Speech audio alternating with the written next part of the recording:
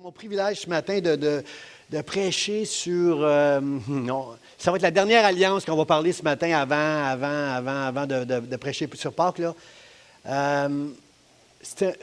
Pâques, c'est un moment où Jésus avait très, très hâte. Vous êtes d'accord avec moi? Jésus a dit, il a dit à ses disciples, lorsqu'il était au souper, j'ai vivement désiré ce moment-là. Jésus avait hâte à ce moment-là où il allait partager ce souper de Pâques avec les disciples, parce que c'était un souper spécial. C'était un souper où Jésus a dit, à un moment donné, il a levé la coupe. Les Juifs, pendant le souper, ils lèvent 7 fois la coupe pendant le souper.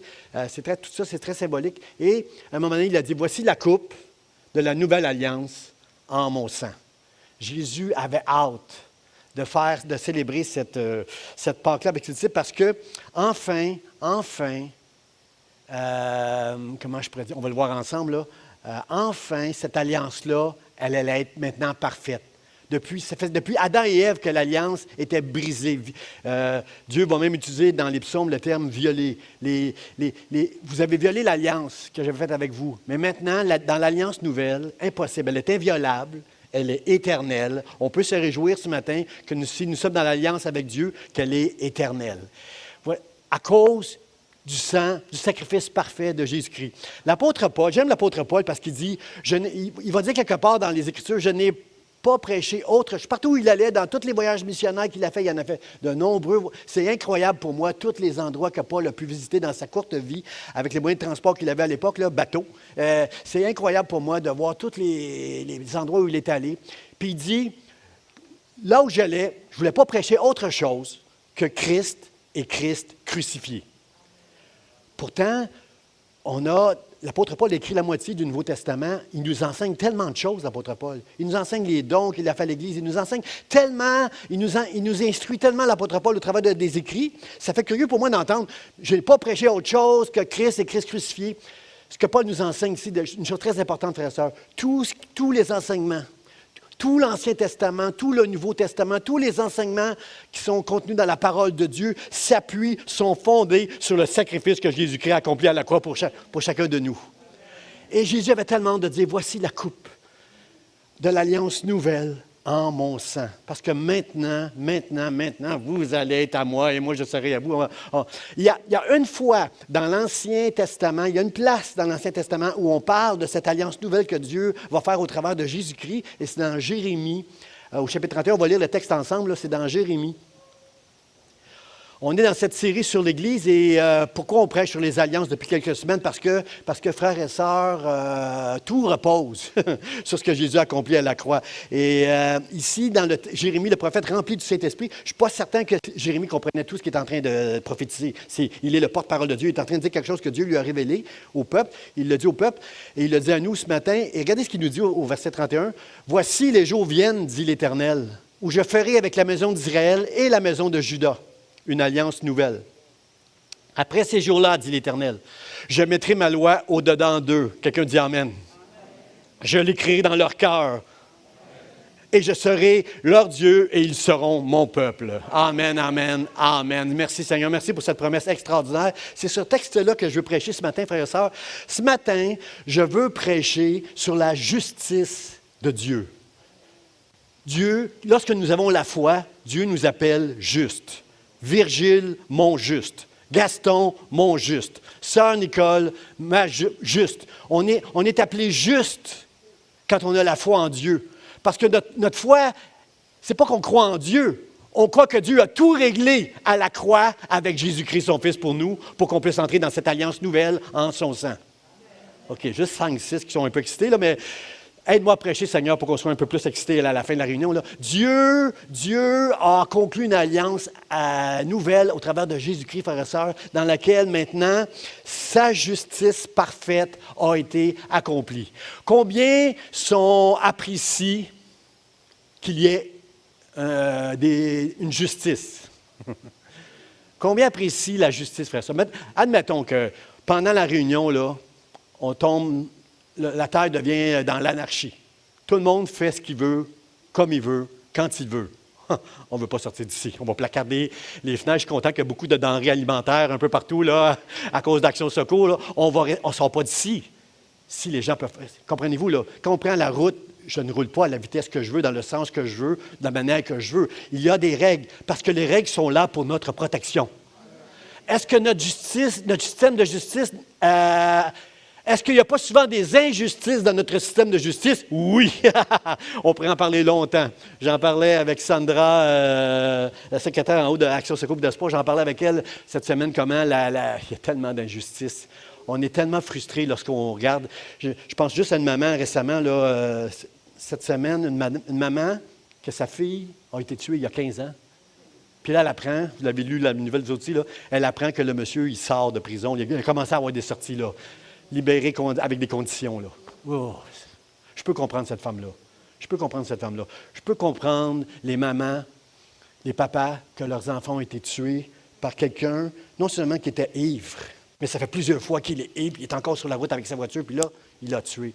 Je peux comprendre toutes les frustrations que les gens peuvent avoir face à des injustices. On a entendu parler à un moment donné d'un médecin qui avait tué ses enfants, puis il a libéré. Puis, comprenez, frère, ça, toutes les semaines, nous allons être frustrés, que ce soit de la discrimination, des agressions, de la racisme. On va tout le temps être frustrés et agressés, parce que, surtout si on est un enfant de Dieu. Parce que nous, maintenant, nous faisons partie, non de la justice, on apprécie la justice des hommes, elle est imparfaite, mais on l'apprécie. Mais nous, maintenant, nous faisons partie d'un système, nous sommes justes à cause de notre foi, nous faisons partie, la justice de Dieu, il l'a déposée en nous, frères et sœurs. C'est merveilleux, là. C'est merveilleux, là. Nous sommes justes à cause de ce que Jésus a fait à la croix. Je parlais avec une sœur ce matin, je parlais avec notre sœur Nicole ce matin, puis on était d'accord ensemble. Quand je fais mal, je vais le dire comme ça le mot. Quand je fais mal, et là tout de suite je file pas bien à l'intérieur de moi, ce n'est pas moi que Dieu voit, mais c'est Jésus en moi. Jésus qui intercède pour moi à côté. Quelque part, Jésus, c'est mon avocat, c'est mon intercesseur. Alors, c'est jamais toi, c'est jamais moi que Dieu voit qu'on agit mal, mais c'est toujours Jésus qui est là, qui rappelle dans son ministère qu'il a payé le prix à la croix pour chacun de nous. Mais vous êtes d'accord avec moi, la justice de Dieu, elle est importante. Si la justice des hommes imparfaite est importante pour qu'on puisse vivre, avoir des relations les uns avec les autres pas pire, combien c'est important la justice de Dieu, frères et sœurs. C'est important de comprendre que la justice de Dieu, elle est parfaite, elle. La justice de Dieu ne peut pas laisser les fautes et les péchés impunis. Impossible. Impossible. Mais gloire à Dieu, c'est pas moi qui va me sortir. Je n'ai pas besoin de me chercher le meilleur avocat pour me sortir quand je vais agir mal. C'est Christ, c'est Jésus qui a réglé la question de tous les péchés que j'ai faits, que je ferai jusqu'à ma mort. Christ a réglé ça. Maintenant, on comprend que c'est une grâce de Dieu.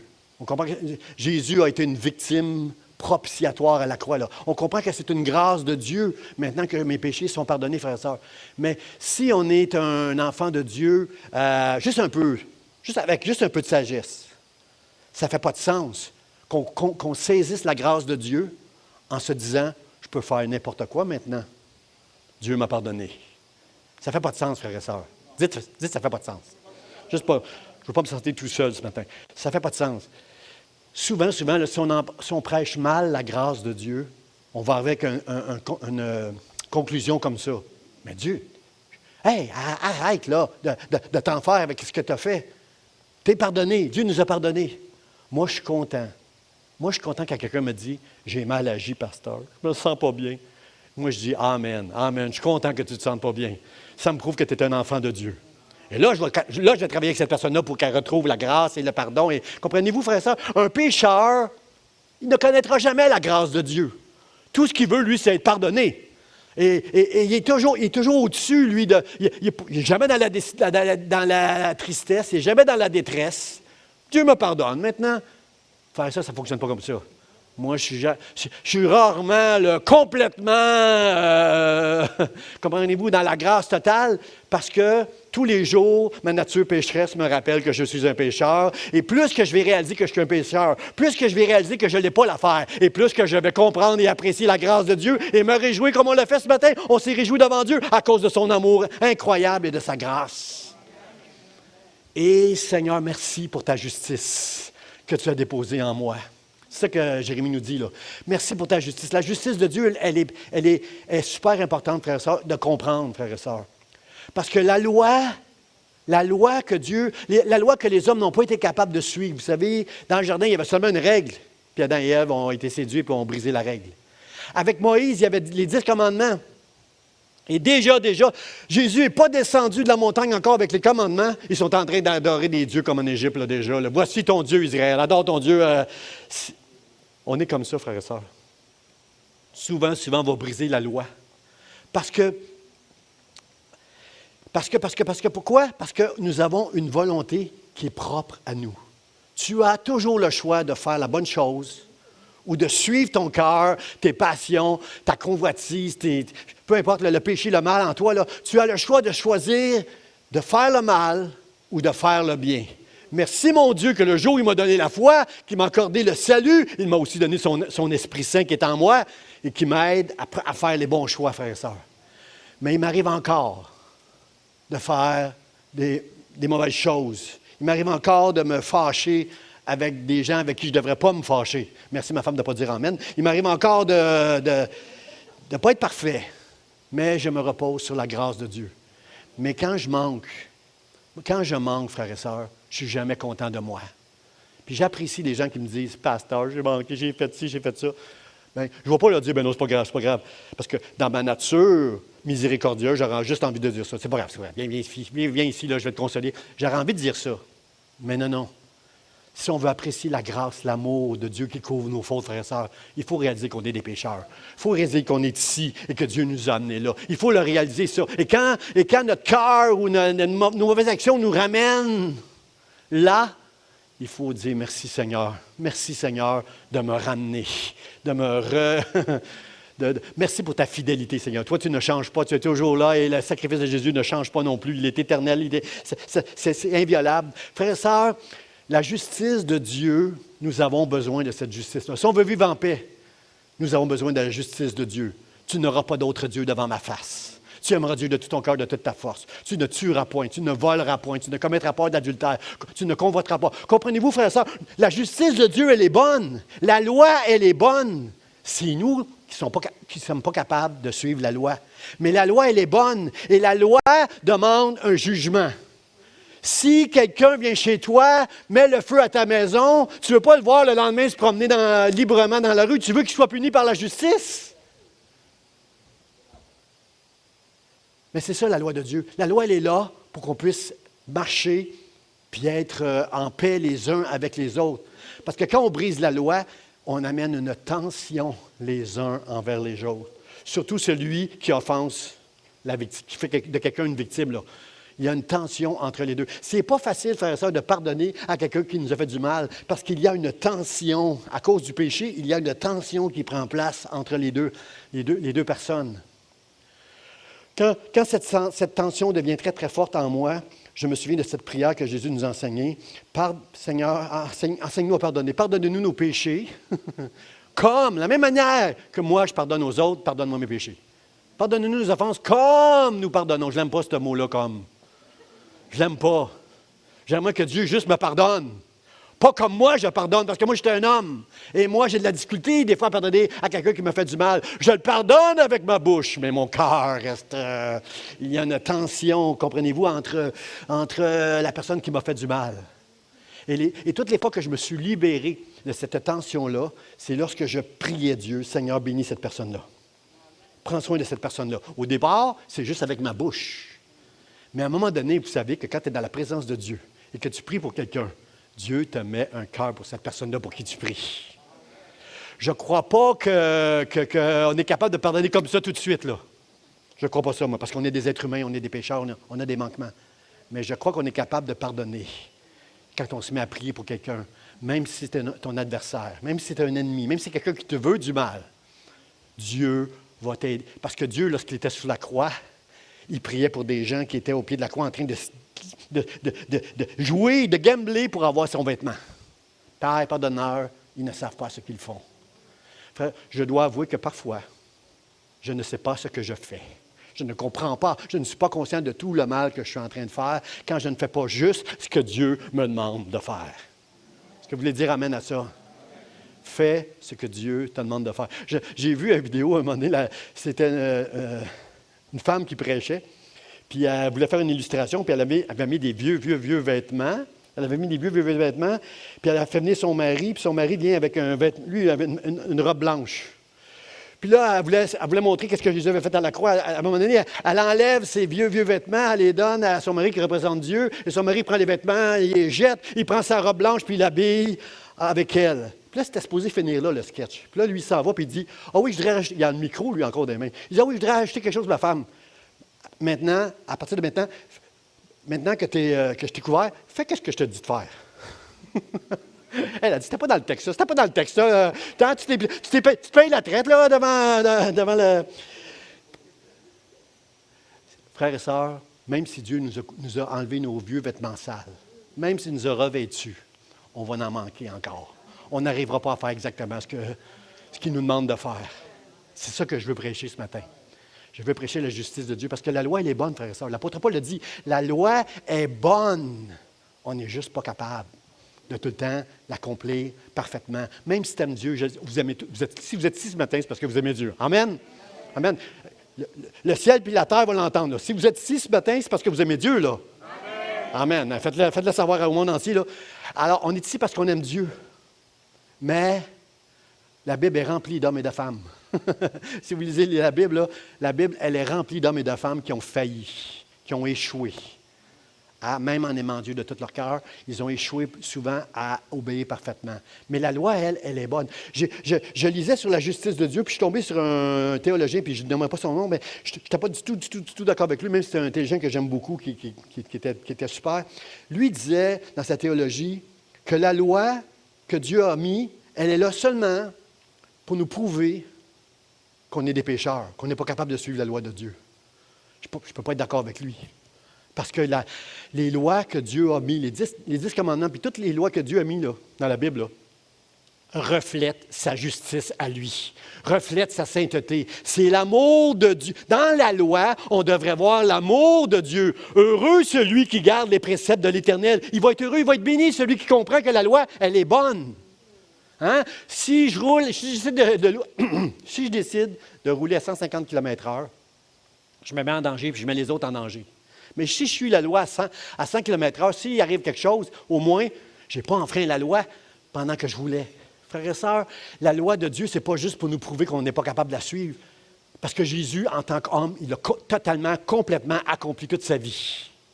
Même quand il disait à ses disciples, combien de temps je vais vous supporter, là? Même là, Jésus n'a jamais péché, n'a jamais commis un seul péché, parce que Jésus est complètement en amour avec la loi. On sait, Jésus, c'est la parole de Dieu lui-même faite chair. On comprend ça. Mais en tant qu'homme, chair et de sang, avec les mêmes tentations que nous, Jésus a toujours obéi à la loi parce que Jésus comprend que la loi, elle est bonne. Est-ce que vous êtes d'accord avec ce principe-là? Amen. Alors, on est d'accord, on est dans la même théologie de toute la gang, là. On croit que la justice de Dieu, elle est bonne, que les lois reflètent la justice, la sainteté et le cœur de Dieu. Dans la loi, on voit Dieu. Et lorsque Dieu met une loi, quand il dit « tu ne tueras point », c'est une loi d'amour. S'il m'arrive un argument avec Virgile, je ne vais pas régler ça en le tuant, parce que je viens briser la loi de Dieu. Comprenez-vous? C'est une loi d'amour. C'est pas une loi pour m'empêcher de faire ce que je veux. J'ai entendu ça souvent pendant la COVID. Là, récemment, on a dit ça allait bien les affaires là, avant la dernière vague. Là, ça allait bien, puis on allait dire bientôt on va enlever le masque. Et là, on a su au dernier point de presse qu'on va allonger un petit peu le temps de masque. Et là, j'ai entendu toutes sortes de commentaires sur les réseaux sociaux. Là, et celui qui revenait le plus souvent, c'était là, je suis tanné, moi, qu'on me dise quoi faire. Je suis tanné, comme me disent quoi faire. Ça, c'est le cœur de l'homme, frère et sœur. On a notre volonté propre. Même si le masque, c'est pour notre bien. Si on porte encore le masque aujourd'hui, c'est pour se protéger les uns les autres d'un virus qu'on ne voit pas, là, qui se promène. Là. Alors, c'est pour notre bien, frère et sœur. La loi de Dieu, elle veut notre bien, frères et sœurs. Puis, mais malheureusement, il y a des hommes qui vont dire, moi, c'est pas la loi de Dieu qui va me dire quoi faire. Il y a des gens qui croient en Dieu, mais qui ne se laisseront jamais dirigés par Dieu. Alors, mon point ce matin que je veux partager avec vous, merci Seigneur aussi, juste avant de passer à mon point, juste vous dire aussi, frères et sœurs, que comme on l'a chanté ce matin, c'est Dieu qui règne. C'est Dieu qui règne. Son trône est dans les cieux. C'est lui qui règne, frères et sœurs. Il y a des trônes. Il y a des jugements dans la justice des hommes. Mais un jour, Dieu va nous juger, chacun de nous. Dieu a dressé son trône pour le jugement et il jugera avec justice. Ésaïe 61 nous dit, « Mais moi, l'Éternel, j'aime la justice. » Au ciel, frères et sœurs, tout va être juste. Dieu, on va vivre dans l'amour, la paix, la dignité, le respect, la grâce, l'amour. Ça va être un endroit merveilleux au ciel. Et on va être dans la justice parfaite de Dieu. Et nous-mêmes, nous serons parfaits dans notre justice parce Dieu va avoir recréé en nous l'image de Dieu, en nous, de manière parfaite, comme en Jésus. Alors, mon premier point, frères et sœurs, que je veux partager avec vous ce matin, c'est Dieu, il a déposé sa justice en nous. Le Seigneur dit au travers de Jérémie, « Je mettrai ma loi au-dedans d'eux, en parlant de nous maintenant qui avons la foi que Jésus est mort pour nos péchés. » Jésus a été crucifié pour nos péchés. Maintenant, Dieu a mis ses lois en nous. Regardez ce que nous dit Romains, chapitre 3, versets 25 et 26. Ça dit, « Je mettrai ma loi au-dedans d'eux. » C'est lui, en parlant de Jésus, que Dieu a destiné par son sang à être, pour ceux qui croiraient, victime propitiatoire, afin de montrer sa justice en justifiant celui qui a la foi en Jésus. Amen. Merci Seigneur. Par son sang, Jésus, Dieu, dans sa justice, a envoyé Jésus pour être une victime. Frères et sœurs, à chaque fois qu'il y a une injustice quelque part, vous êtes d'accord avec moi, il y a une victime. Hein? On lit dans le journal qu'une madame a été poignardée. Il y a quelque chose d'injuste qui a pris place là, quelque part. Là, L'injustice va faire des victimes. Jésus était juste. Jésus était parfait. Jésus a accompli la loi. Le seul qui a pu accomplir la loi, c'est lui. Et c'est lui qui est une victime à la croix dans son amour pour nous. Une victime propitiatoire. Ça veut dire propitiatoire, ça veut dire quelque chose qui couvre. L'amour de Dieu couvre une multitude de fautes. Chacun de nous, nos fautes ont été couvertes par l'amour de Dieu qui a été une victime propitiatoire à la croix.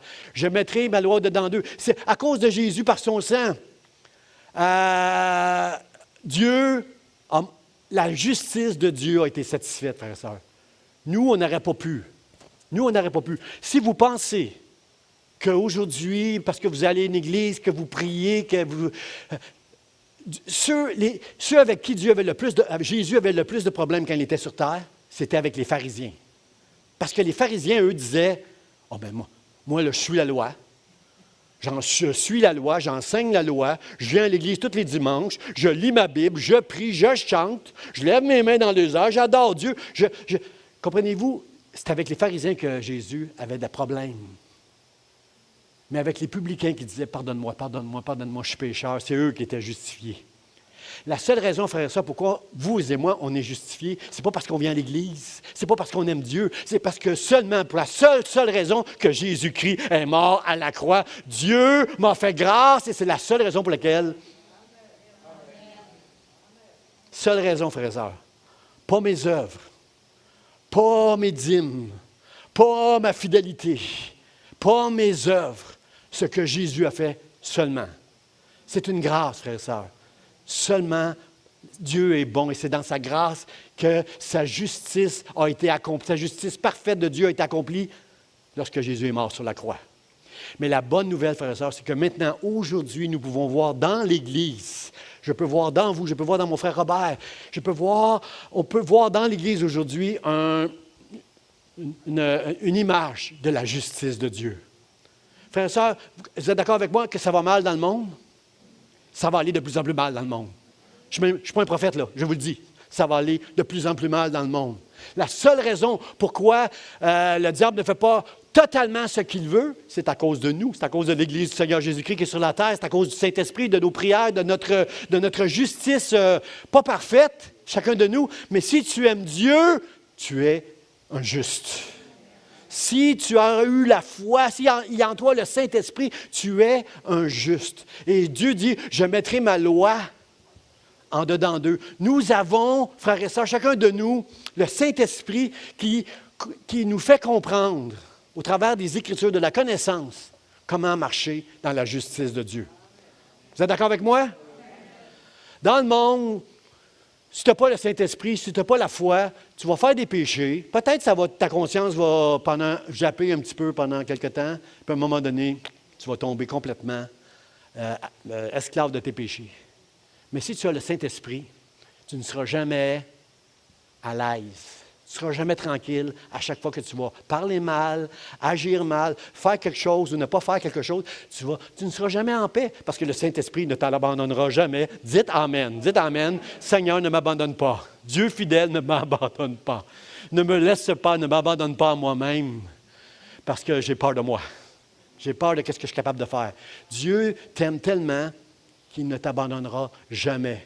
Ceux qui sont à lui, mais ceux qui refusent le règne de Dieu, vont s'éloigner de Dieu en faisant toutes sortes de péchés. Seigneur, merci pour ta grâce. Merci de me parler, merci de m'encourager, merci d'être avec moi, Seigneur. Jésus a dit aux pharisiens à l'époque, si votre justice ne dépasse pas celle des pharisiens, il disait ça aux gens dans la foule, là, si votre justice ne dépasse pas celle des pharisiens, vous n'entrerez pas au ciel. Jésus a dit, je suis la porte. Je suis la porte. Frères et sœurs, il n'y a pas d'autre nom sous le ciel. Il n'y a pas d'autre porte par laquelle tu peux entrer. Peu importe qui tu es, peu importe ce que tu vas faire, c'est Jésus la porte. C'est seulement sur lui. Je ne prêcherai pas d'autre chose que Christ et Christ crucifié. La croix, c'est la porte d'entrée parce que c'est à la croix que la justice de Dieu a été satisfaite pour tout le mal que nous avons pu faire dans notre vie. Jésus seul. Jésus seul, la justice de Dieu a été accomplie à la croix, frère. Ça, c'est un endroit merveilleux. C'est difficile de regarder la croix. C'est difficile de regarder Jésus qui est à la croix, là. Heureusement qu'on ne voit pas tout le sang, puis on ne voit pas toutes les choses. Là. C'est difficile pour moi de regarder quand Jésus est à la croix, frère et sœur, mais c'est la justice de Dieu qui a été satisfaite. Cause dismissed. C'est comme le juge avec le maillet qui dit, tu es maintenant libre, tu es innocent, tu es innocenté. Pas parce que je suis vraiment innocent, mais parce qu'un innocent a pris ma place. Innocent dans le bon sens du mot. Jésus, qui était sans péché, a enlevé mes péchés. Merci Seigneur. C'est ma foi seule qui peut me justifier, frères et sœurs. C'est Jésus seul qui est mon salut.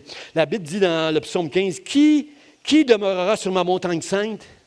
C'est celui qui pratique la justice. C'est nous, frères et sœurs. On pratique la justice. Si vous êtes comme moi, quand vous regardez l'actualité, vous dites « Ah, qui fait « des fois le matin en regardant les nouvelles « c'est injuste, c'est injuste, c'est injuste, c'est injuste. La guerre en Ukraine, c'est injuste. C'est injuste. Chaque matin, plein de gens voudraient se lever chaque matin puis aller à aider l'Ukraine. La raison pourquoi ils ne le font pas, c'est parce qu'ils ne veulent pas de guerre mondiale, mais c'est injuste ce qui se prend en place là-bas, frères et sœurs.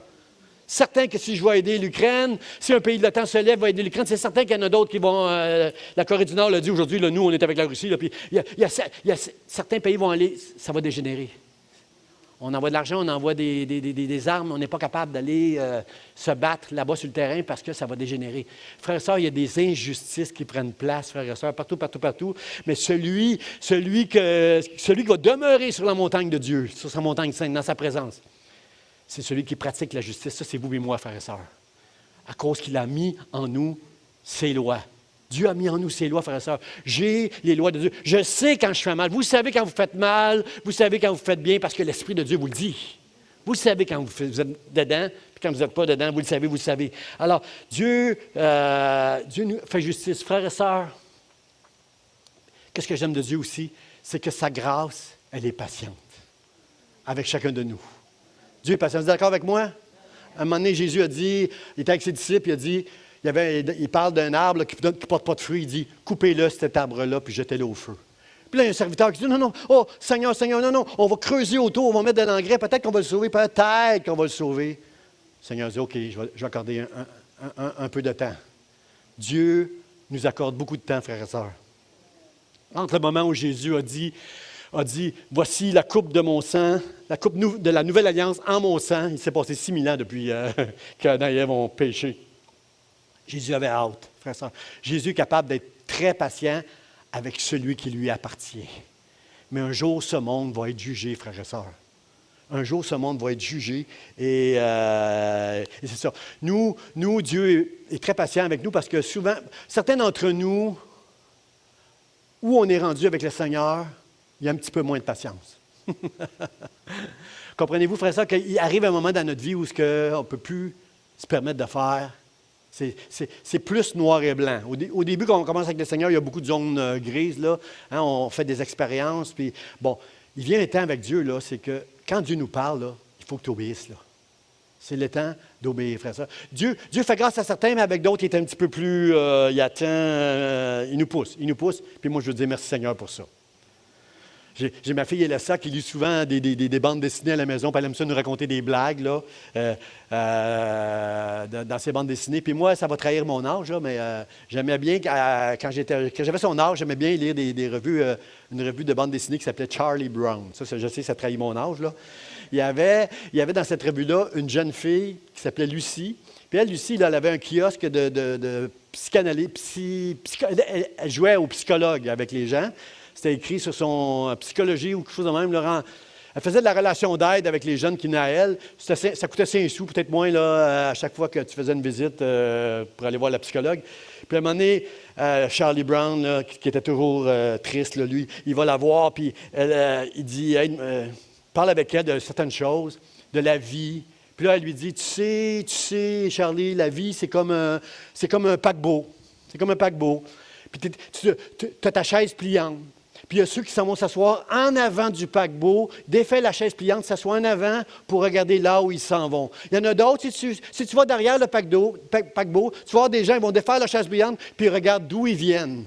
Toi, d'où viens-tu? Es-tu de ceux qui regardent en arrière d'où tu viens, ou tu es de ceux qui regardent en avant où je m'en vais? Puis Charlie Brown dit, moi, Lucie, là, je ne suis jamais capable de défaire ma chaise pliante. Voyez-vous qu'il y en a qui ne sont pas rendus loin. Comprenez-vous qu'ils ne sont pas rendus là où Dieu peut leur dire tout de suite, pas bien ça. C'est pas comme ça. Il y en a pour qui c'est plus difficile. C'est ça ici que Lucie voulait démontrer. La vie est plus compliquée pour certaines personnes, frères et sœurs, c'est plus pénible, mais avec Dieu, on va y arriver. Parce qu'on n'a pas toutes la même mesure de grâce, mais nous avons tous la grâce, frères et sœurs. Et quand Dieu va t'avoir attiré dans ses filets, tu es fini. Tu appartiens à Dieu et Dieu va te travailler. Dieu va te corriger. Mais Dieu va toujours t'aimer. Dieu va t'amener où tu dois être. Et certains d'entre vous, en ce moment, peut-être, vous êtes en train de vous battre avec Dieu. Et c'est pénible de se battre avec Dieu. C'est pas facile de se battre avec Dieu. Mais je veux vous dire, pour vous faire gagner du temps, c'est Dieu qui va gagner. Si tu appartiens à Dieu, à la fin, c'est Dieu qui va gagner. Moi, je suis rendu là avec Dieu. J'arrête de me battre avec le Seigneur et je dis, Seigneur, que ta volonté soit faite. Pas parce que je suis plus spirituel, mais l'expérience m'a montré que, Seigneur, je veux juste faire ta volonté. C'est comme ça que je vais être heureux, c'est comme ça que je vais être béni. C'est juste, je vais faire, que ce soit avec ma femme, que ce soit avec un frère, une sœur, que ce soit avec un adversaire, Seigneur, que ta volonté soit faite. Dans le nom de Jésus. Mon deuxième point, frère et sœur, non seulement Dieu va mettre ses lois en dedans de nous, maintenant on va pratiquer la justice, pas parfaitement, mais on va pratiquer la justice. Non seulement Dieu met ses lois à l'intérieur de nous, par son esprit, nous savons quand nous faisons bien, nous savons ce à quoi Dieu nous appelle. Merci Seigneur de mettre ses lois en dedans de nous, mais plus que ça, il dit, je l'écrirai dans ton cœur. Si je vous demande, frère et sœur, aimez-vous Dieu? Hein? Vous aimez Dieu? Là, ne répondez pas. Aimez-vous Dieu de tout votre cœur? Ça, c'est la question. Aimer Dieu, c'est facile. Même pour celui qui ne connaît pas Dieu, qui n'obéit pas à Dieu, il peut aimer Dieu. Mais pour nous, ce que Dieu nous demande, le premier commandement, tu n'auras pas d'autre Dieu devant ma face, tu aimeras Dieu de tout ton cœur, de toute ta force, de toutes tes pensées. C'est ça l'enjeu ce matin, frères et sœurs. L'enjeu, le cœur de ce message, frères et sœurs, c'est que si je veux vraiment pratiquer la justice, si je veux vraiment marcher avec Dieu, si je veux honorer Dieu, est-ce qu'il y en a qui veulent honorer Dieu ici? Si je veux être gardé jusqu'à la fin, j'ai combattu le bon combat, j'ai gardé la foi. Si tu veux être comme l'apôtre Paul à la fin de ta vie, mon frère, ma soeur, tu dois comprendre quelque chose. Tu as un adversaire qui est plus grand que le diable. C'est toi, ton adversaire, c'est ton cœur. C'est ton cœur. Ton cœur appartient-il entièrement à Dieu? Es-tu entier? Es-tu intègre? L'intégrité, ça veut dire ça. Est-ce que tu aimes Dieu d'une manière entière ou tu as encore d'autres dieux quelque part, que ça s'appelle la richesse, que ça s'appelle un conjoint que je veux absolument dans ma vie, la gloire des hommes, peu importe ce à quoi, qu'est-ce que le diable peut mettre dans ton cœur pour t'éloigner de Dieu, peu importe la chose, est-ce que ton cœur appartient complètement à Dieu? Et tu peux répondre seulement oui si tu aimes Dieu de tout ton cœur, de toute ta force et de toutes tes pensées. Mais maintenant, frères et sœurs, ça, c'est une lutte d'une vie. Ni moi, ni vous, ce matin, on peut dire que j'aime Dieu, moi, de tout mon cœur. Parce que la petite fenêtre du sous-sol ou du grenier, le diable va réussir à s'infiltrer pour mettre devant toi quelque chose dans les yeux. Je ne sais pas combien ça a pris de temps à Ève pour tomber dans la convoitise de ce fruit qui était défendu. La Bible nous dit qu'elle le regardait et qu'elle le trouvait beau. Et la désobéissance, frères et sœurs, c'est un esprit. C'est un esprit. C'est un esprit, la désobéissance, c'est la rébellion. Et à un moment donné, il a réussi à entrer dans son cœur pour la séduire puis lui dire de faire quelque chose qui était mal. Elle savait que c'était mal. Adam savait que c'était mal, mais ils ont été séduits. Frères et sœurs, si tu aimes Dieu de tout ton cœur, si tu comprends que la loi, elle est là pour toi, si Ève avait compris que c'est vrai qu'il est beau le fruit, c'est vrai peut-être que ça va m'ouvrir l'intelligence, c'est vrai peut-être que je vais être comme Dieu, peut-être, mais moi j'aime tellement Dieu que j'aime mieux croire ce qu'il dit que de croire en toi, esprit de serpent. Et je refuse de goûter à ce fruit-là. Si elle avait fait ça, peut-être c'est ses enfants qui seraient tombés dans le péché. On ne s'en serait peut-être pas sorti. C'est impossible, frères et sœurs. C'est impossible, frères et sœurs, si on n'aime pas Dieu de tout notre cœur, de résister à tout ce que la vie va mettre devant nos yeux pour nous faire tomber. Et ce matin, j'aimerais que tu dises, Seigneur, je veux, aide-moi à t'aimer de tout mon cœur. Regardez, il y a un passage qui va choquer les religieux ici. Là. Regardez bien ce que le Proverbe nous dit au chapitre 4, verset 23, je crois, ça va apparaître. Le Proverbe, l'auteur des Proverbes nous dit, un proverbe plein de sagesse. Le livre de la sagesse nous dit ceci. Garde ton cœur plus que toute autre chose. Là, un religieux va me dire, ben non, pasteur, arrête là. Arrête, j'aime Dieu, moi.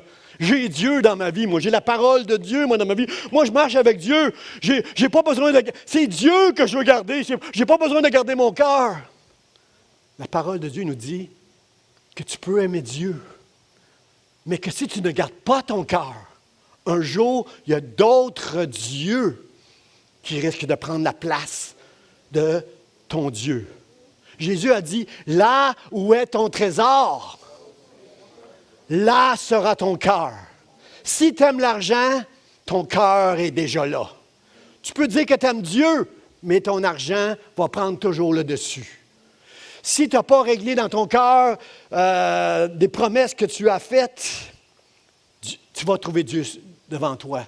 Tu dois garder ton cœur plus que toute autre chose, mon frère. Ça veut dire que l'affaire, c'est que j'aime Dieu, j'ai son esprit, j'ai la parole de Dieu, j'ai la connaissance de Dieu en moi, mais j'ai aussi mon propre cœur, j'ai ma volonté propre qui combat avec mon esprit. C'est pour ça que l'apôtre Paul dit, des fois, je ne fais pas ce que je voudrais faire, et des fois, je fais ce que je ne veux pas faire, ou je ne fais pas ce que je devrais faire.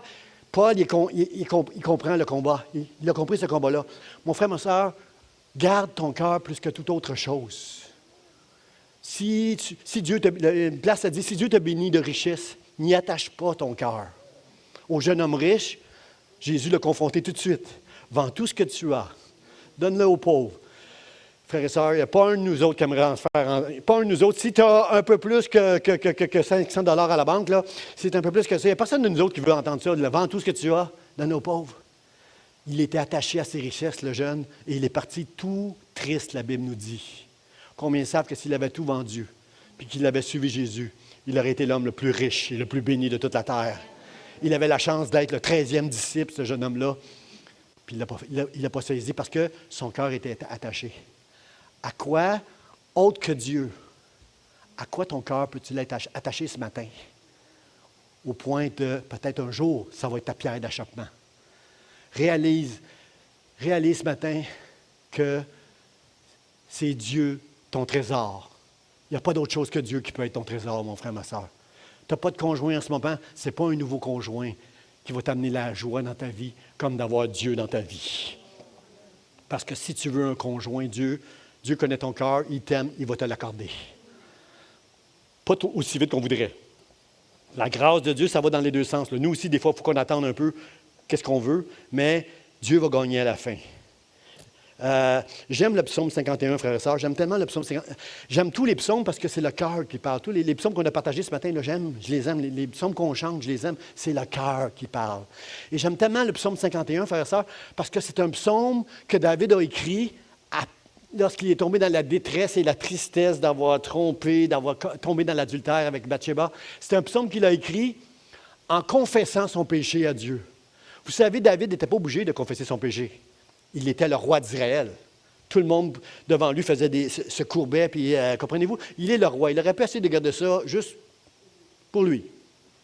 Secret le plus, tout le monde le savait là-bas là, en Israël, mais bon, tout le monde aurait fait attention pour ne pas nuire à David avec ce secret-là.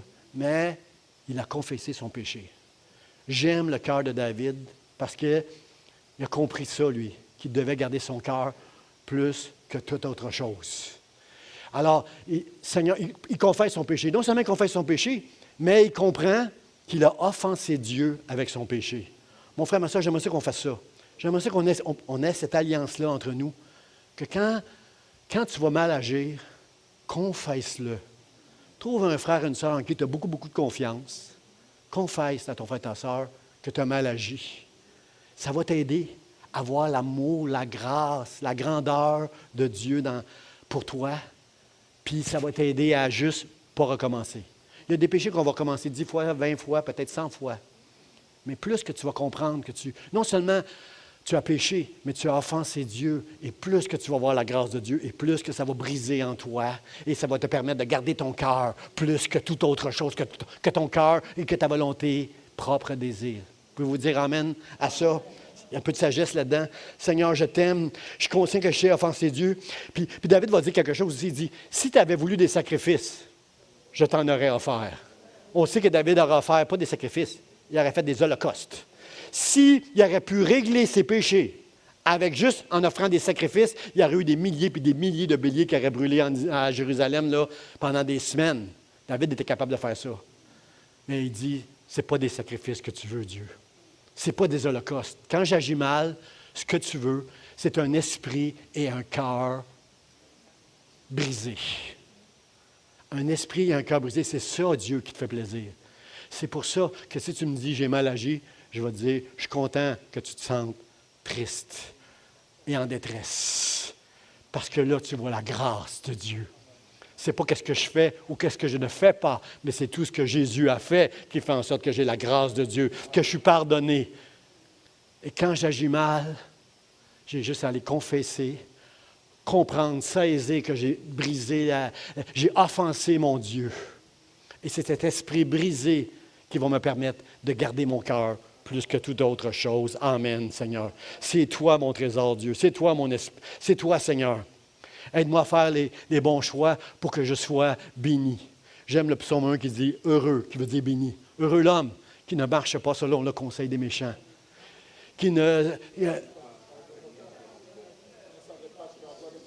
mais qui trouve son plaisir dans la loi de l'Éternel et qui la médite jour et nuit.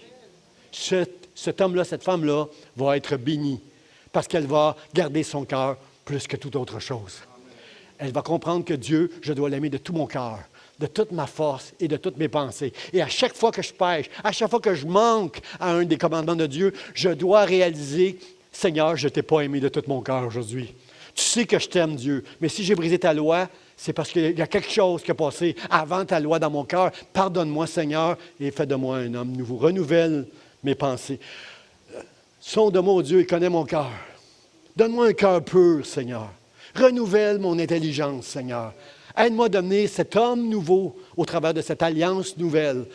Aide-moi à me débarrasser du vieil homme qui toujours m'amène à prendre des mauvaises décisions. Seigneur, je me confie en toi.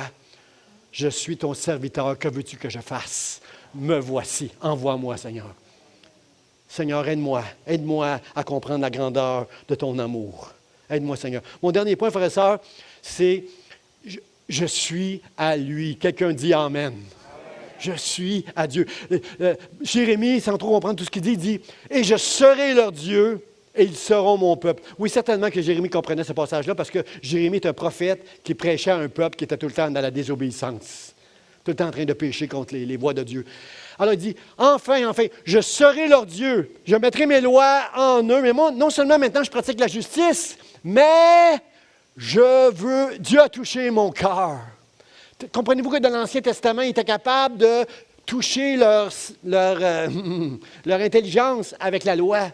Mais non seulement il a mis sa loi en moi, il écrit sur les tablettes, mais il a touché mon cœur maintenant. Et enfin, frères et sœurs, Dieu dit, Jésus était content parce que maintenant, non seulement, je ne suis pas dans la religion aujourd'hui, mais je suis dans une communion avec Jésus. Si vous êtes un enfant de Dieu, vous avez une communion avec Jésus maintenant. Vous êtes capable de prier le Père, vous êtes capable de prier. Ce matin, j'ai prié le Père, j'ai dit merci Seigneur d'avoir envoyé Jésus. J'ai dit à Jésus, merci Seigneur de prier pour moi. Et j'ai dit merci Saint-Esprit de m'aider à prêcher ce matin, parce que maintenant j'ai une communion avec Dieu. Je ne suis pas dans la religion en train de faire toutes sortes de règles. Il a mis ses règles en moi, il a touché mon cœur, c'est mon Dieu et je suis son enfant. Quand j'ai marié ma femme, elle est devenue ma femme et moi, je suis devenu son homme jusqu'à ce que la mort nous sépare. Amen, amen, amen. C'est ma femme à moi et je suis son homme à elle. C'est la même chose avec Dieu, frères et sœurs. Pourquoi Dieu aime tellement? Pourquoi il met tellement comment je peux dire? Pourquoi il veut tellement qu'on honore le mariage? Hein? Quand on se marie, on dit tout à notre femme, tout le monde dit la même chose, je vais t'aimer jusqu'à ce que la mort nous sépare de tout mon cœur, dans la richesse, dans la pauvreté, dans bon jour, mauvais jour, je vais toujours t'aimer. Et toujours n'est pas un bon mot parce que 50% des mariages finissent avec un divorce après un certain nombre d'années. Quand les bubules sont passées, frères et sœurs, le mariage, c'est un engagement avec notre bouche, avec notre cœur, puis avec notre, comment je pourrais dire, c'est un engagement devant Dieu qu'on prend. Alors, je suis content parce que j'appartiens à ma femme et elle m'appartient maintenant. Et ce que j'aime dans cette image-là, c'est que non seulement j'appartiens à Dieu, mais Dieu aussi, il est à moi. Hein? On voit ça dans le Cantique des Cantiques. Hein? Mon bien-aimé est à moi et moi, je suis à lui. Hein? L'Église, c'est la fiancée. La Bible nous enseigne que l'Église, c'est la fiancée. Qu'un jour, quand on va être tout au ciel, il va y avoir un mariage. Nous ferons une seule chair. Dieu va nous donner un nouveau corps. Nous allons être parfaits comme Jésus-Christ au ciel. Nous allons faire une seule chair avec Jésus maintenant au ciel. On va être co-héritiers avec Christ dans le ciel. Même s'il va être notre Seigneur, qu'on va l'adorer toute notre vie, on est comme Dieu va nous avoir amenés dans la perfection, enfin, dans sa justice parfaite, dans sa sainteté parfaite, dans son amour au ciel. Ça va être merveilleux, frères et sœurs. Dites Amen, ça va être merveilleux au ciel. Ça va être merveilleux au ciel.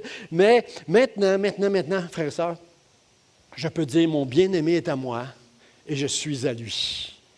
Dieu, j'appartiens à Dieu. Nous appartenons à Dieu maintenant, frères et sœurs. N'est-ce pas une bonne nouvelle, frères et sœurs? N'est-ce pas une bonne nouvelle pour se réjouir?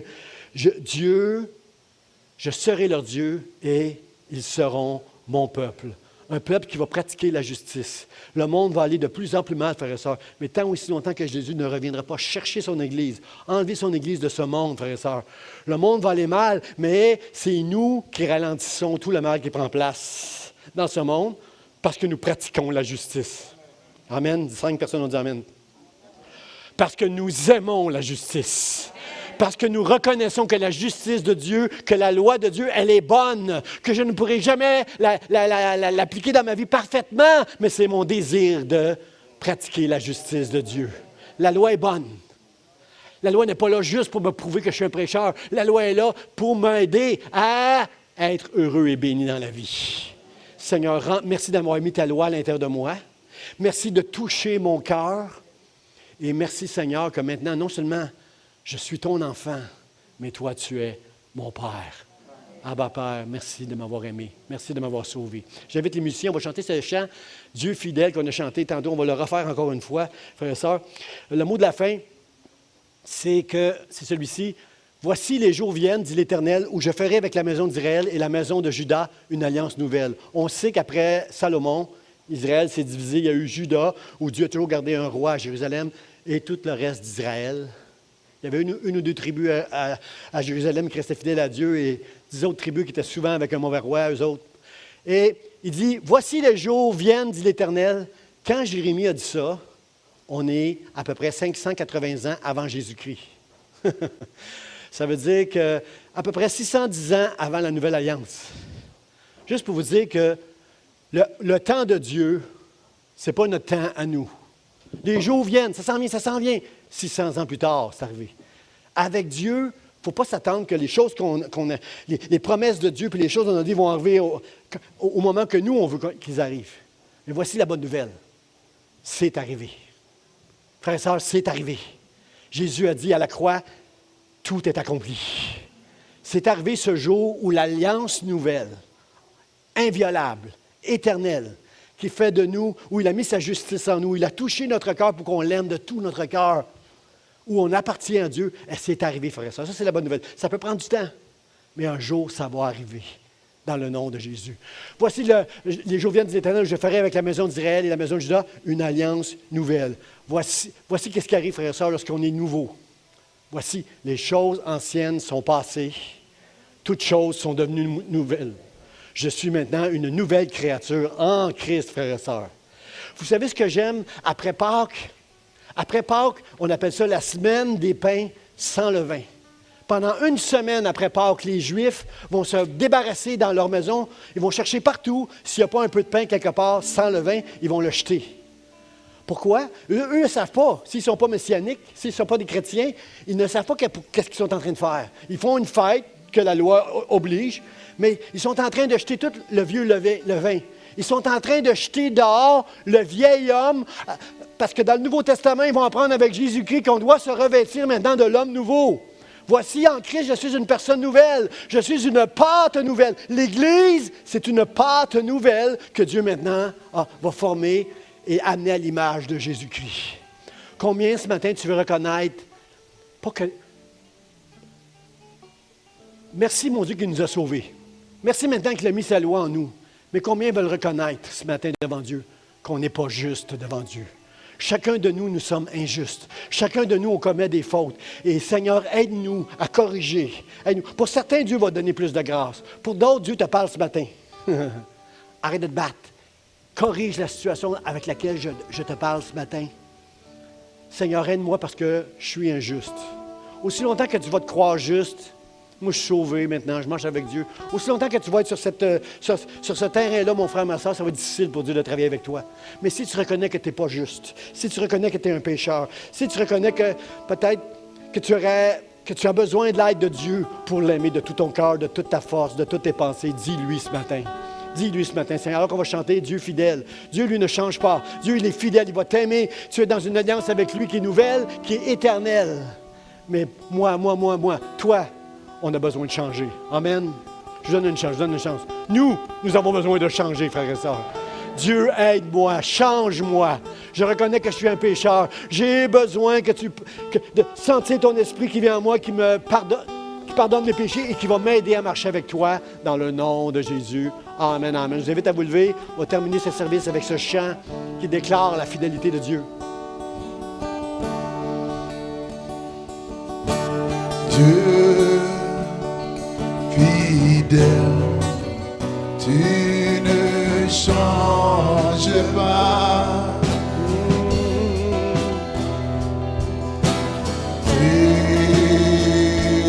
Éternel, mon rocher, ma paix, Dieu puissant, je m'appuie sur toi.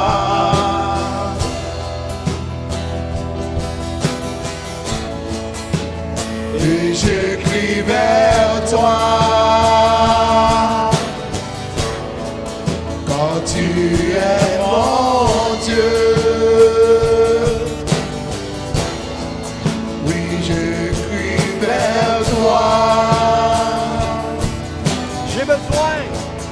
j'ai besoin de toi.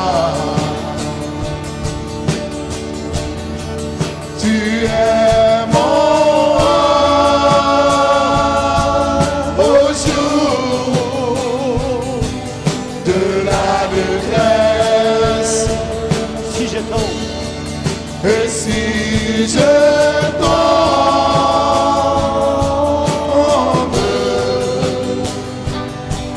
tu me relèves. Tu es mon roi au jour de la détresse. Et si je tombe,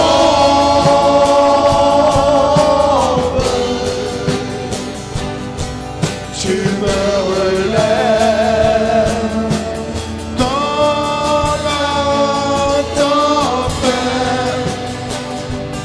ton amour me ramène au bord.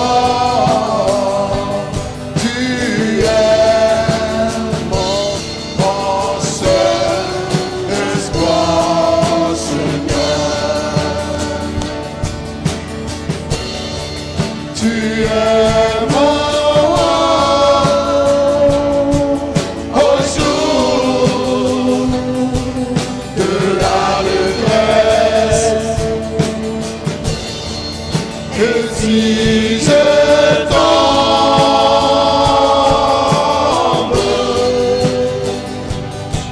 tu me relèves. Tu es mon roi au jour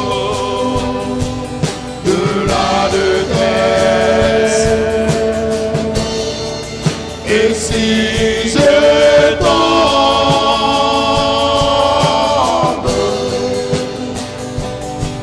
tu me relèves. Tu es mon roi. Tu es mon roi au jour de la détresse. Et si je tombe,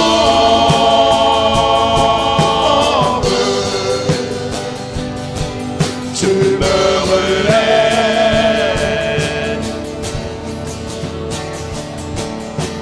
Dans la tempête, ton amour me ramène au port. Tu es mon seul espoir, Seigneur. Tu es mon roi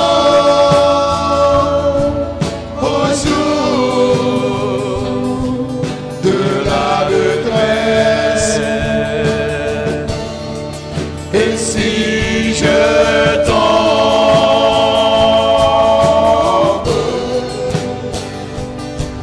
tu me relèves.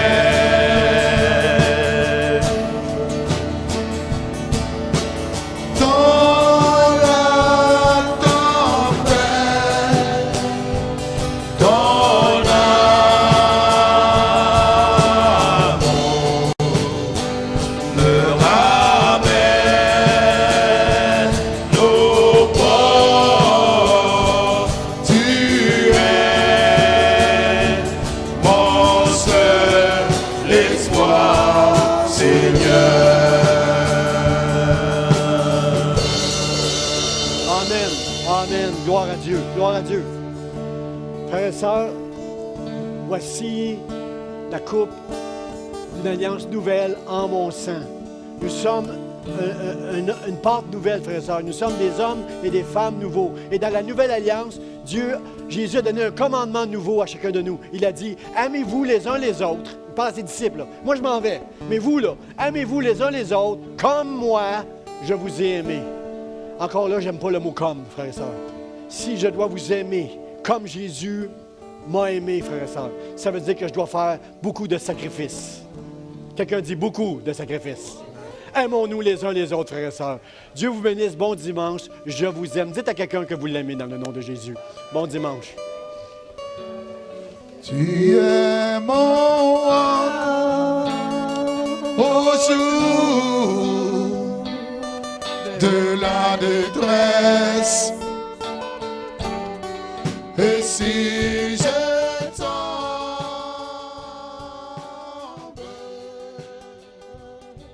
tu me relèves.